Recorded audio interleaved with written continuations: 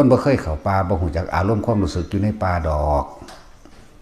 เฮาอยู่น้ำป่าน้ำเขาเฮาอยู่น้ำถ้ำน้ำผานี่สิว่าเฮาสิเห็นความคิดเจ้าของได้สิว่าเฮาสิเห็น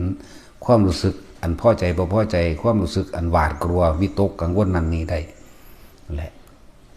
คนธรรมะเวลาหรือพระผู้เพิ่นแสดงธรรมความนั้นคนนี้มันสิมีคนแย่เข้ามาแทรกเข้ามาคนพวกนั้นบ่ปฏิบัติคนพวกนั้นบ่รู้จักดอก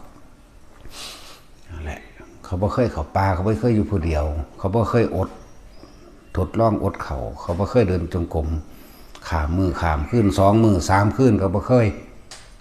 นั่นแหละแต่บ่จำเป็นต้องไปอธิบายหยังกับเขานะนั่งจังซี่เขาบ่เคยดอกบ่เคยนั่งฮอด40 มื้อ50 มื้อดอกหน้าไผก็ดีนั่งแบบว่ากินอย่างเลยจังสิแต่ห้าเบาแน่อวดว่านั่นแหละจังว่าเขาไม่ได้สนใจเด้เบาไปเลยสิ่งที่เขารู้เขาเห็นแค่เขากันน้ำมาถ่ายทอดเพื่อให้เกิดกำลังใจเพื่อให้เกิดหรือบางคนก็เป็นเหมือนกันแต่ว่าแก่บ่ท่านเป็นจากสิถามไผหูไผ